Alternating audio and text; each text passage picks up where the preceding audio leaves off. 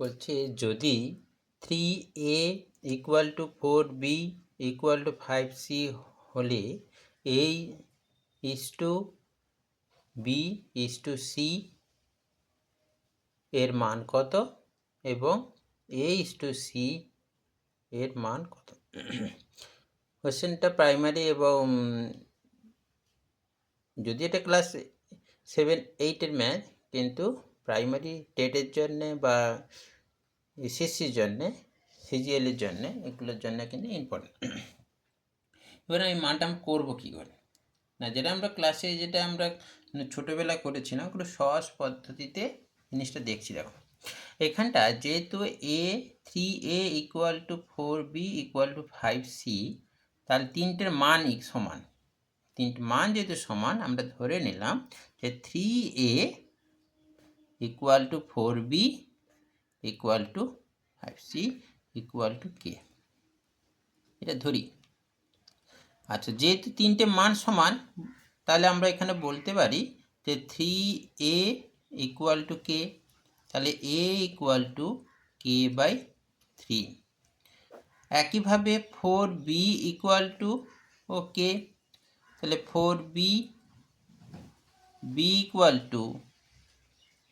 k/4, আর 5c সমানও k, তাহলে c = আমরা কত পাবো, k/5। এবার তো আমাকে জানতে চেয়েছিল কি a অনুপাত b অনুপাত c সমান কত, মানে k/3, k/4, k/5। এবার তো আমাকে দেখতে হবে এই যে 3, 4, 5 লসাগু কত। না, 3, 4, 5 লসাগু হচ্ছে 60। এই 60 দিয়ে 3 লোককে গুণ করলাম, মানে k/3 × 60 অনুপাত k/4 × 60 অনুপাত k/5 × 60। দেখো এটা কাটলে কত হয়, 20। এটা কাটলে কত হয়, 15। এটা কাটলে কত হয়,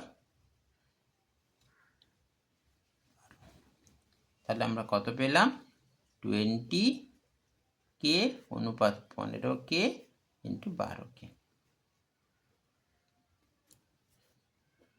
আমরা জানি অনুপাতের একই সংখ্যা দিয়ে ভাগ বা গুণ করলে অনুপাতে কোনো ভ্যালু চেঞ্জ হয় না। তাহলে অনুপাতটা তাহলে কত হলো, 20:15:12, আনসার হয়ে গেল। এবার যদি আমাকে জানতে চায় যে a অনুপাত c এর মান কত, 20:12।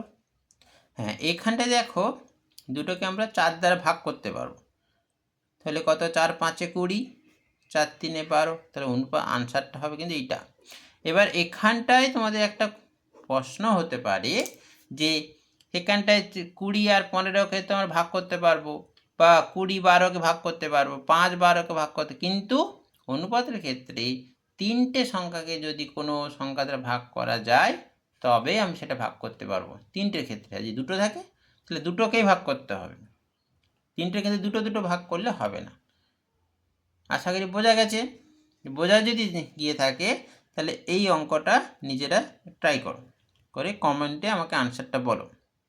কত না, 4a = 5b = 6c হলে a অনুপাত b অনুপাত সমান কত হবে। তাড়াতাড়ি কমেন্টে আনসারটা বলো।